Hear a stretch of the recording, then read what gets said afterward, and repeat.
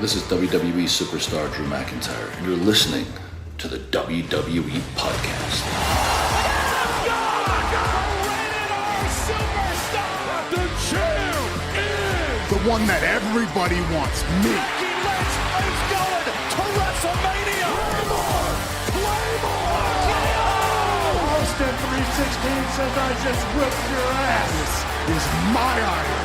You're going to acknowledge me.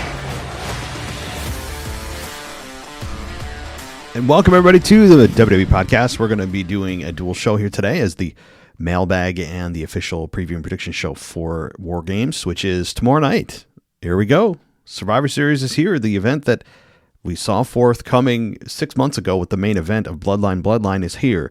Now, the question is, what are the implications? What happens? Does Seth get involved? Does The Rock get involved? Do neither get involved?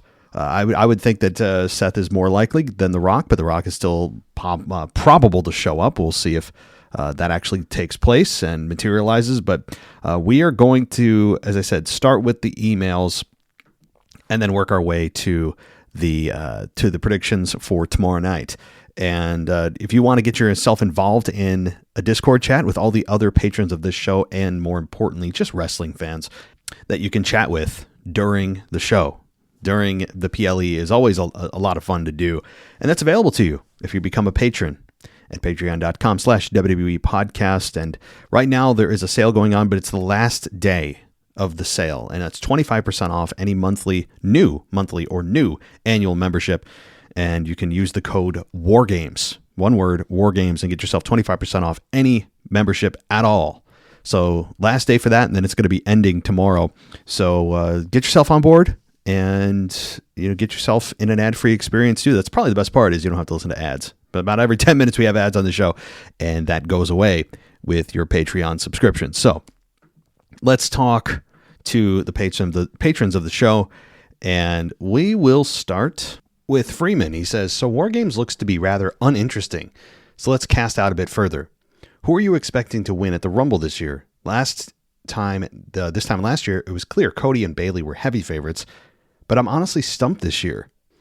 Well, I mean, that's a heck of a question. I mean, who do I think could actually win? I mean, I think there's a good chance John Cena does. He's the current betting favorite.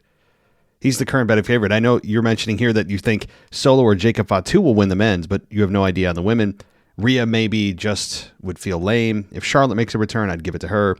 But I don't expect anybody, so maybe Bianca. What are your thoughts? Yeah, so again, John Cena is a pretty heavy favorite. Looking at the current betting odds, which often do play out, you also have The Rock, CM Punk, Roman Reigns, and Gunther, and Seth Rollins, Jey Uso as your top 5 or 6.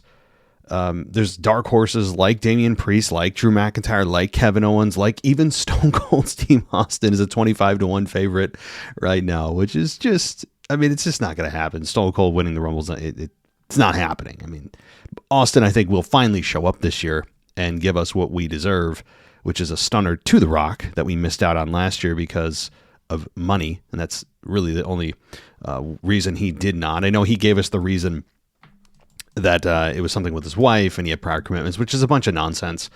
It's clearly just money, and he didn't want to look like a jerk. And I understand that. But so as far as the women go, I mean, that's a tough one. Bianca, I think, is in the conversation. Charlotte's in the conversation.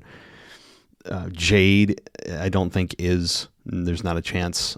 She'll make an impact if she's back from injury, but I don't think Jade is a serious contender to win. She's nowhere near clearly ready to be in a singles role. But the women are tough.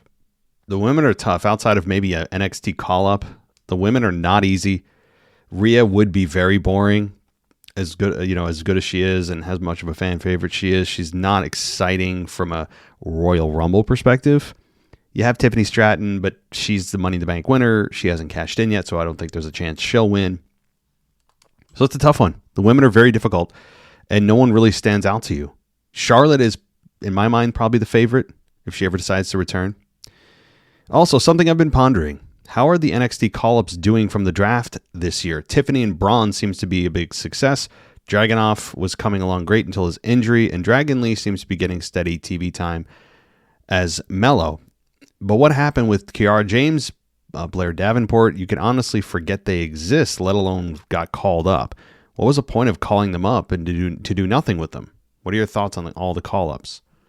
Well, speaking to the ones that you pointed out here specifically, yeah, I mean, Tiff and Braun, clearly the standouts.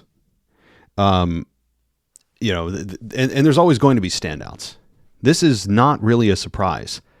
This is actually normal because out of a class of call-ups, you're only going to have a select few that are going to be deemed a success.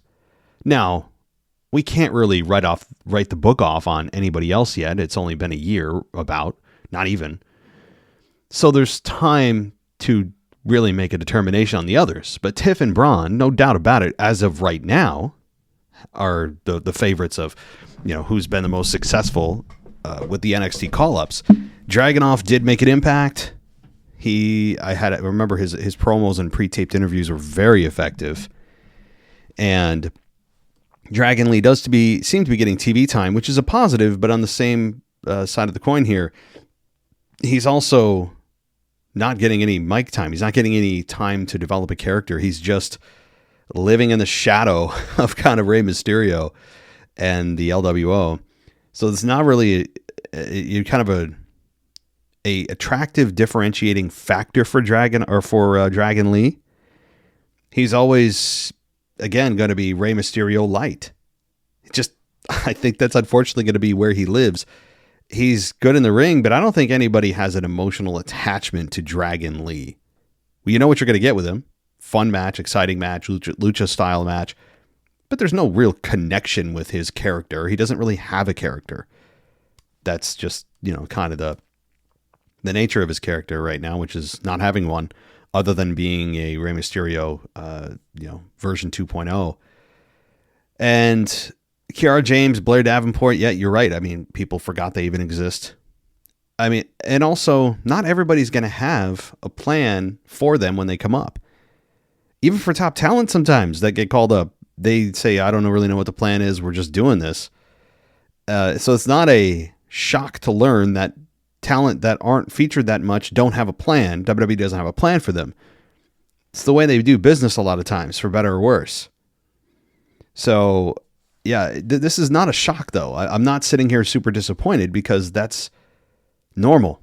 This is normal where you have a couple great standouts, some in the middle that have TV time but no really defining characteristics, and then a few at the bottom that you just go, oh, yeah, I forgot they would exist. So, thanks, Freeman. All right, let's go to DJ.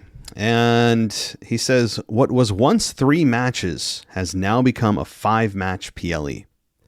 I guess the saying is true, better late than never. I just don't understand why it took so long to book the final 2 matches. Plus, I don't ever remember if WWE ever had a 3-match PLE under the Triple H regime. I don't think he has. I think 5 is about where he's lived. Before I get to the predictions, interesting to note that there's no women's championship match for Raw and SmackDown, as all the champions, including one half of the women's tag team champions, are involved in this very odd booking of the women's WarGames match, in my opinion. Another PLE that does not have the Wyatt Six being featured. For the past few weeks, the Wyatt Six and the Final Testament have been feuding, and yet it seems like the Wyatt Six have only been exclusive to Raw and never show up at a PLE. That's true. The Wyatt Six, I've been a bit concerned about them for several weeks now. And even during their debut, while it was exciting and they're really living off the legacy of Bray Wyatt and what he left, that kind of is where their strongest point is they're living off Bray Wyatt. And they try to give them identities. The VHS tapes helped, and then they fell off the radar for a while, and they're not even included a lot of times on the highlights of Raw if you just watch the highlights of Raw, or if you watch the Hulu version, whatever. A lot of times they're not there. And if you don't see them, they're out of sight, out of mind. They're also not really doing a whole lot of anything. They're feuding with the Final Testament, which helps the Final Testament more than it helps the Wyatt Six. But until the Wyatt Six work with someone like the Bloodline, which could happen and may even get hinted at the Royal Rumble, which is my guess when these individuals mix it up in a kind of co-branded match. And that's when we may get a tease. And it could be, that the Wyatt Six are going to take on Solo's bloodline at WrestleMania. If you have The Rock taking on Cody or The Rock taking on Roman, that's filled up. You don't need to have any version of Solo's bloodline involved with Roman Reigns or Jey Uso. It's possible. So that's how I imagine this happening, is the Wyatt Six and the bloodline eventually mix it up, the new bloodline. All right. Number 3. And yet again, there are no tag team championship matches on a PLE. It seems like WrestleMania is the only PLE that tag team wrestling for the championship will make an appearance. Well, that's kind of par for the course as WWE continues to treat the tag team championships, especially the women, as oh yeah, we have that belt. Yeah, we have that championship over here. I forgot about that. It's kind of the way that they approach the tag team championships, or the tag team divisions, I should say, really as a whole. No match for any match that doesn't have to do with the tag team championship is very rarely more than 10 minutes. And we saw this especially play out this past week, where it was very much every tag team match that there was 10 minutes or less, not a minute more. And that's the way that they've treated tag teams generally, and sometimes much worse. Tag team divisions in professional wrestling in the world of WWE have never been a priority. And it's not really a shock that they're not on a PLE. I mean, you also see, again, no women's championship match either. But that's also a side effect of Triple H's structuring of PLEs, which is fewer matches, longer matches. But that's, again, the benefit of that is the stories that are worthy of PLEs are usually better. There's fewer of them, which means as fans, we get to see stories play out in a match that you otherwise wouldn't get in a 5 to 6, 7, even 10-minute match. A lot of these are 15 minutes, 16, sometimes 20 plus minutes, depending on the event. So there's really definitely advantages to fewer but longer matches, which has been definitely Triple H's philosophy. And I'd actually prefer it. Okay, your Survivor Series predictions. No Cody, but possible Seth appearance. So first, Gunther and Priest, you're thinking Gunther retains. Knight and Shinsuke, you're predicting that LA Knight wins due to the match ending in a possible DQ. This is their first matchup, and I don't like the idea that Shinsuke could get pinned easily by LA Knight. I think there's more to this darker version of Shinsuke that kind of resembles a dark persona of the Great Muta. I think this feud could go 2 or 3 more matches. Okay. Braun Breaker versus Sheamus versus Ludwig Kaiser. In another, wait for it, folks, good old-fashioned triple threat match. I predict Breaker wins.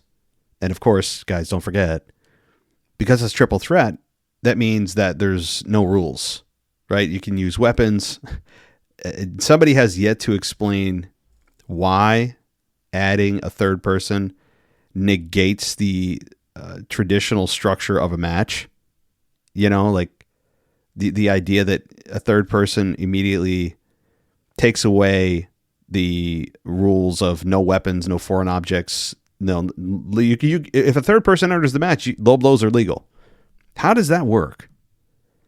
I know that the idea is that you can have, how are you going to enforce the rules? What happens?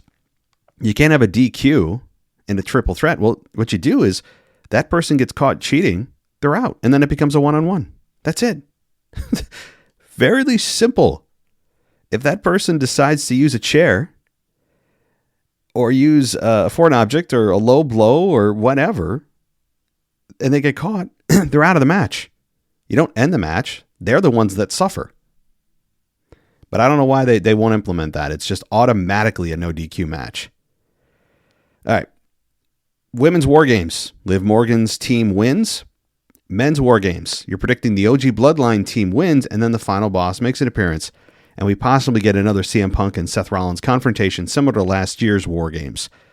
Yes, it's possible. I will say that, and I'll leave it at that until I get to my predictions, which are coming up momentarily. So thank you, DJ. Let's talk to another, I believe it's another patron. I got to dig into the community tab here of our Patreon side, and let's talk to Charlie. He says, "What's going on, everyone? It's Charlie from Milwaukee. I hope everyone had a great Thanksgiving. My dad surprised me with tickets to Survivor Series. We just landed in Vancouver early this morning. I think it's a long time. I think it's long, but I'm going to ask anyway. If we're able to do a Survivor Series review, it's I cannot come up with a solid schedule, so it's just something that probably won't happen because I don't want to commit to a time and then change it 4 times. So first of all, I would absolutely love your feedback. If you want to email me through here or on my regular email, that's fine. I'd love to hear your in-person notes that you want to get across to us that are listeners. I'd love to hear what those are. But I'm jealous. So you're going to Vancouver? So you just landed? Damn, Charlie. You can't do this. You're making us all very, very much jealous, I think, because somebody surprising you with tickets, I mean, that's a big deal. You're at a Big 4 event, my friend. Big things happen here, and you're going to get either a Seth Rollins interference, you're going to get a Rock appearance. I think the Rock appearance is 50-50, and but there's a solid chance you could see the Rock in person, which is really damn cool. And I'd love to hear your in-person feedback. Even send a voicemail in. All right, Jeff. Jeff T says LA Knight wins and keeps the title. Braun Breaker wins. Gunther wins. Rhea's team wins, and hopefully a Tiffany cash-in. In the main event, the new Bloodline I feel is going to win, and then CM Punk and Heyman turn. Ooh. As much as we don't want it to, I do think Heyman is up to something. Whether it's Punk and him turning or he is turning and joining Solo, I don't see The Rock coming out because he is running around doing Moana 2 promos and filming the live action film. We'll see. Hope you and everyone had a great Thanksgiving, and it's time to be a wrestling fan. See, everybody in the Discord chat. Yeah, thank you for reminding me. Hope everyone had a good Thanksgiving. I should have led that at the beginning of the show, but I forgot. I'm just kind of Thanksgiving out. I'm ready to move on. But that is, that's something here, Jeff, that you bring up that I have my issues with believing. I'm struggling with the possibility that it could happen that CM Punk and Heyman turn. First of all, and it needs to be continued to be said, is CM Punk is not is on Raw. He's not a SmackDown star. Yet no one cares because the story warrants that CM Punk comes in, and yet no one is saying anything. The GM is not saying anything. He should be the first one to say something. The GM is the one in charge of that brand. So if you have stars on your brand that should not be there, that's like that'd be like the first task at hand here is make sure people that aren't there, that shouldn't be, get booted, or at least explain why they are there. But they don't do it because they don't care. And they think the fans don't care. I'm on the fringe, but I'll continue to say it because it continues to be warranted to be said. That said, the idea that Punk and Heyman turn, and the shirt that Heyman was wearing with the red shirt that he wore upon his return reflected the shirt that Solo wore. Is there a bit of coherence there? Is there a connection? Yes, but does it mean anything? I hope not. I don't want it. And then what's going to happen? Brock Lesnar come? I mean, like what happens here? What's the end game? Like, say you're right, Jeff. Right? Say Punk and Heyman turn. Okay, surprise. He turns. Then what is the biggest question? What do you do from there? Are you turning just to turn? And then what? What is the end game? Is Punk going to remain on SmackDown? What about Seth Rollins? Does he suddenly defect to SmackDown because CM Punk turned? Because if he doesn't, how are you going to get to Seth Rollins and Punk? I guess he could come back to Raw because, again, no brand rules when they don't want them. It's just, I don't see the benefit in it. The Rock makes much more sense to appear because he's actually involved in the story. He even made an appearance at Bad Blood. Stood there, didn't do much, said a bunch of stuff backstage that was in a post later on WWE's YouTube channel.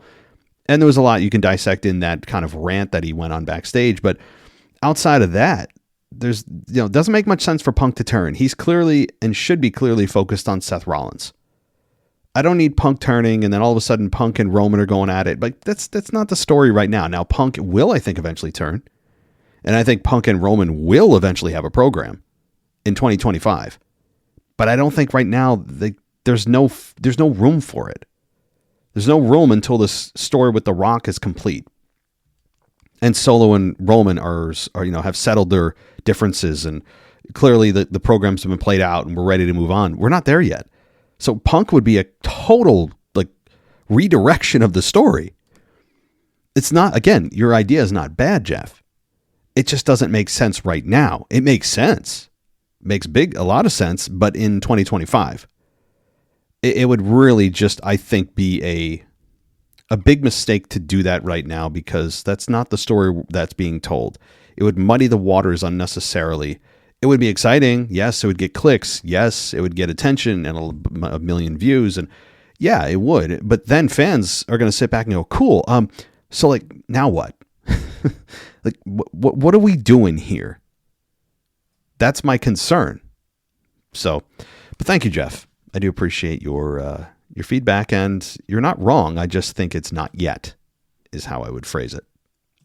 All right, let's get to, I believe, one voicemail, and then we'll get to my predictions. This is DJ Kuzmo back at it again on your Mailbag Show. Record you live on a Wednesday morning, and you know what time it is. It's time to say his name and he appears. I believe in Joe Hendry.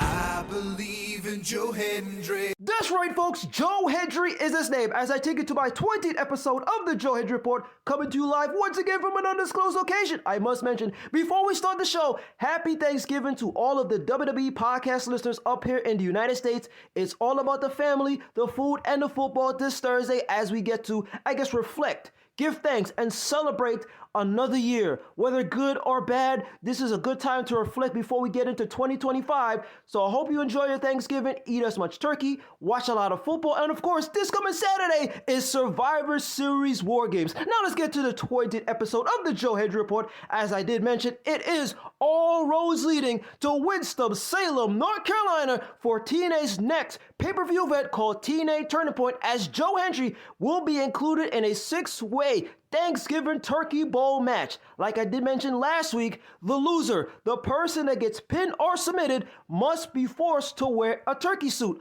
Hopefully, Joe Hendry is not that guy to wear a turkey suit, and hopefully he wins the match. But anyway, last week on a TV taping of TNA Pro Wrestling, none other than Joe Hendry mentions to the crowd that his focus is still the TNA World Heavyweight Championship. Even though he's involved in this Turkey Bowl match, his focus is still to get back into the main event to compete against none other than Nick Nemeth for the TNA World Heavyweight Championship. He thanks the fans for a tremendous year, a breakout year, a year of success that he was featured on WWE and NXT. And of course, he was in the main event at TNA Slammiversary for the TNA World Heavyweight Championship and all of the trials and tribulations. He's a social media sensation, and everything that people have been saying about how they believe in Joe Hendry. All of the wrestlers that believed in Joe Hendry. But like I did mention before, he did say, as always, that his focus right now is the TNA World Heavyweight Championship. Let's get to what happened outside of TNA, as Joe Hendry was in New Jersey, Stockholm, New Jersey, as of course, Joe Hendry likes to promote the brand as he goes to different places. So this past Sunday, November 24th at Stockholm, New Jersey, Joe Hendry did a meet and greet at the Wrestling Collector.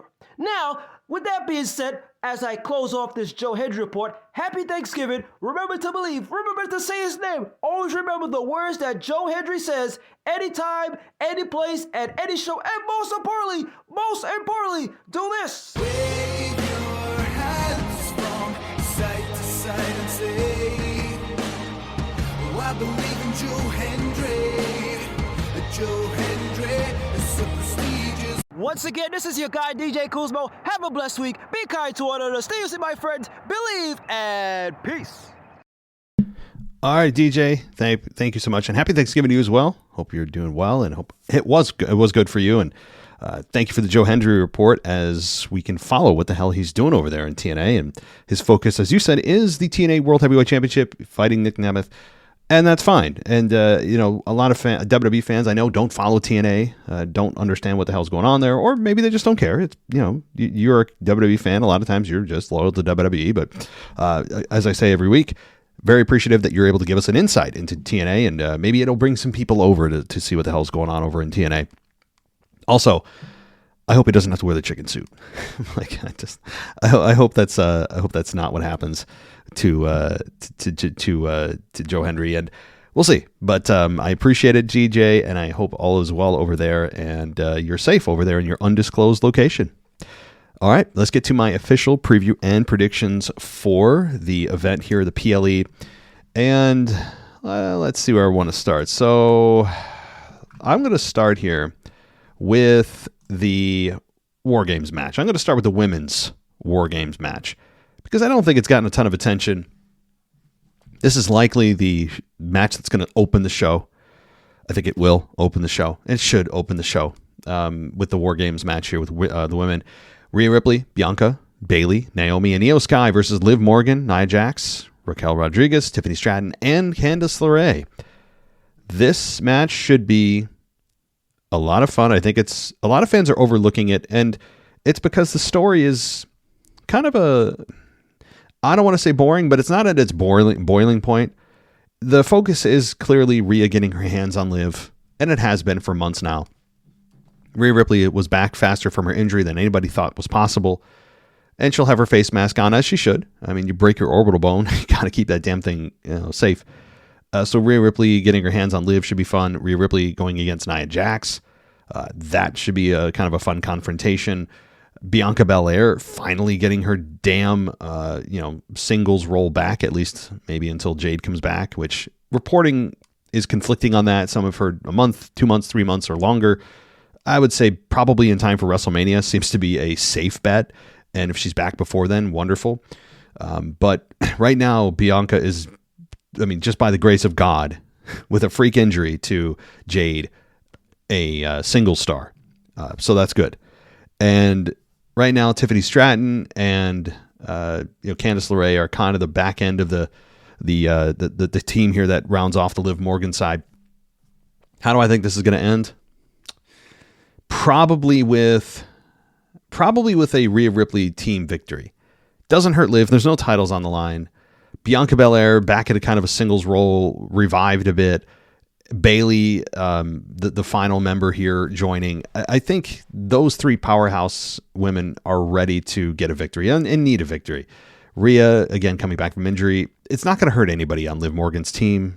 It's not going to do anything. Is it possible Charlotte returns? Yes, it is.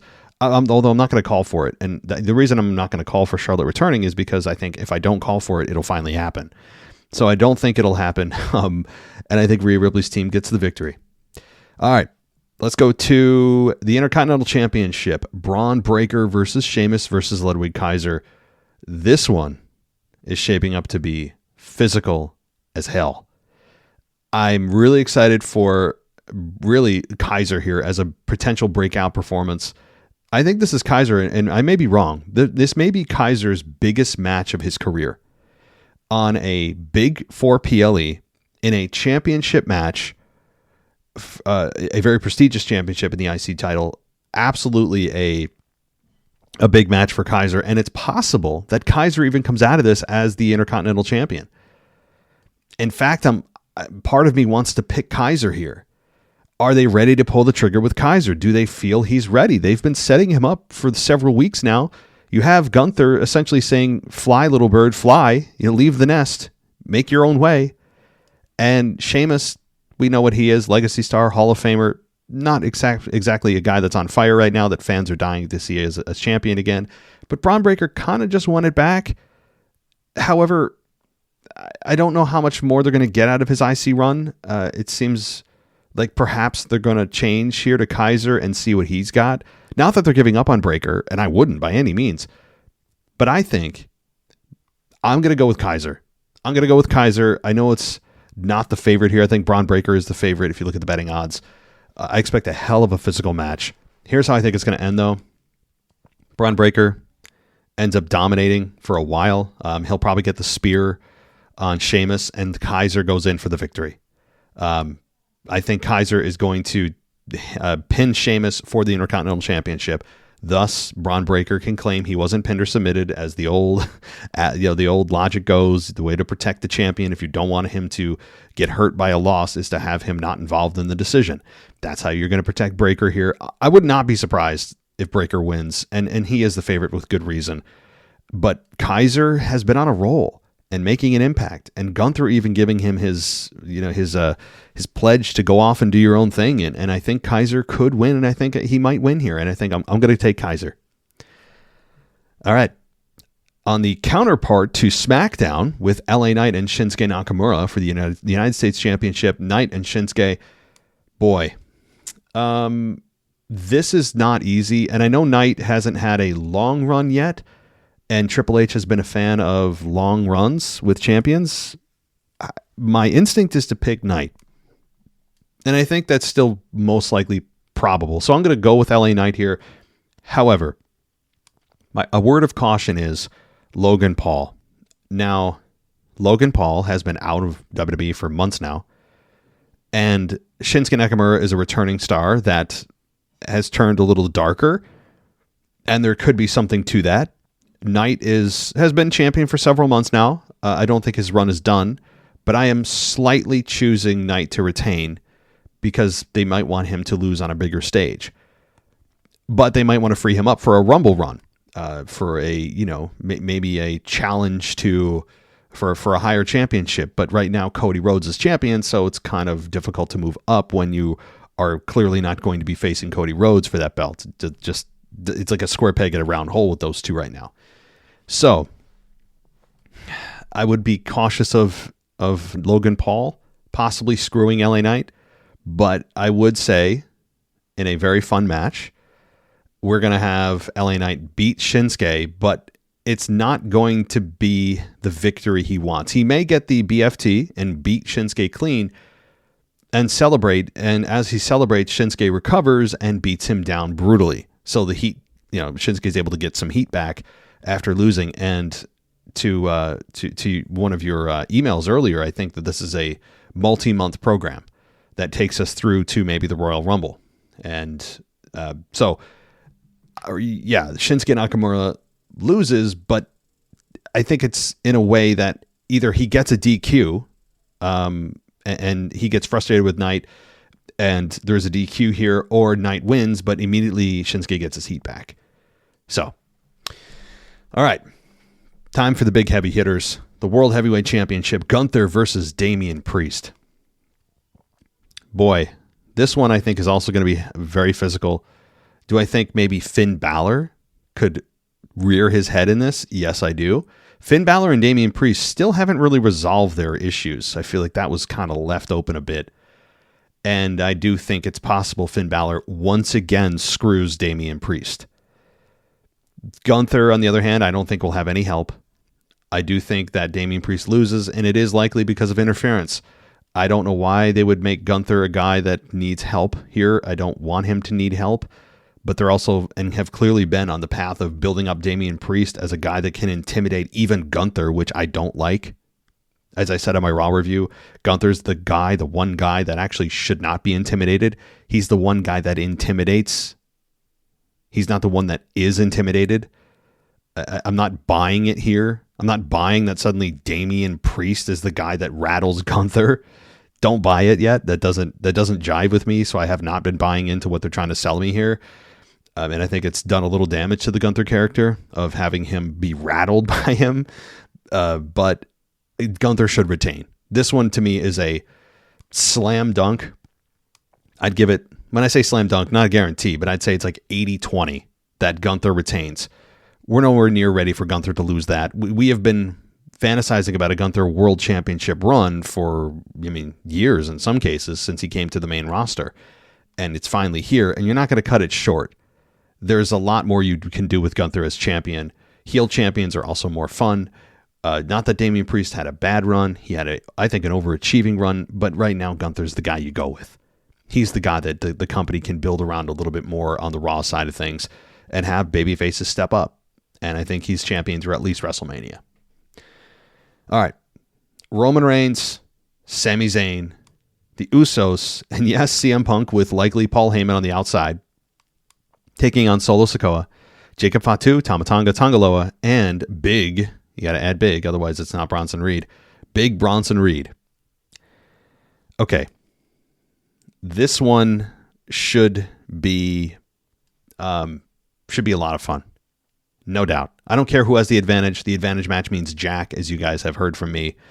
In fact, I expect fully a 100% chance of Jacob Fatu winning that advantage match over Jimmy Uso to get the advantage. And it makes sense. You want I think in this case, the babyface team to be quote unquote disadvantaged, which again, I explained why that's not really a thing in this match, but that's how they're going to play it. That's the story they're telling. So fine. Now the question is, for a lot of people, is not necessarily who's even going to win this. The questions have not even been yet, like who's going to be victorious, which is kind of odd. The question is who returns or who turns. I'd say in order of likelihood, from least likely to most likely, I would say Brock Lesnar's the least likely. I don't know where you even fit him in here. He would have been what CM Punk's doing. So I think Brock Lesnar's unlikely, very unlikely. But at least he's in the universe of possibility. And then I think you have The Rock, second in line. I think he's a 50-50 shot. And then the most likely to return is Seth Rollins. And when I say return, I mean show up, because he's back. He's not like on injury or something. And I think Seth Rollins here has something to say about Bronson Reed. And I think he comes in. And if he doesn't do what I expected him to do in my kind of, I think I said it in the Raw review, where he comes in and he does what he did last year, and except he does it to Punk, right? In this case, he may do it to Punk, and Punk's victorious, and he's standing there, and Seth Rollins then comes out, and it's just the roles are now reversed from last year, where Punk came out at the end. Now Seth Rollins comes out at the end to confront, Punk. It's possible there. But Seth Rollins could come in the middle of the match here, stomp Bronson Reed, and maybe even stomp Punk. So it's not quite a heel turn, because he also attacked a heel. It's just both men get stomped. He faces off with Roman Reigns. He just stands there, stares, and then leaves. So I think that's possible. Or he just attacks Bronson Reed. He's got a program going on with it, so it'd be almost impossible to believe he's not going to have some physical altercation with Bronson Reed in this match, whether it's after or during. But the Punk situation needs to heat up, because Punk needs to get the hell away from the bloodline. As I explained earlier, he doesn't need to be there right now. Him and Roman can have a program after Mania. And I think right now it's not time. So you have Seth Rollins come in, stomp at least Bronson Reed, maybe Punk, or at least shove him down or punch him and leave. And he is eliminated because of Punk. Or he loses because of Punk. Because of Rollins. Rollins costs his team the match. So I think that's very possible. But Seth Rollins is going to have a hell of an impact in this match or after. And I keep saying or because both make sense. Now, the question is, okay, who wins? I think the OG bloodline wins. I think they do. Do I expect a Paul Heyman turn? God, I hope not. I just explained why about 10 minutes ago. But I'll go with the OG bloodline. Honestly, it doesn't really matter who wins here, because it's not necessarily about who wins, because number one, there's nothing on the line other than pride. And number two, it's about Seth and a possible returning Rock. So we could have a dual return of Rock and Rollins, just like we had Orton and Punk last year. So The Rock, if he comes back, let's play out the Rock scenario. I'm not even going to deal with Brock Lesnar because it's very unlikely. But with The Rock, he could do what he did last time and stand there and stare. And I think that's the most likely scenario. I don't think The Rock is a quick substitute.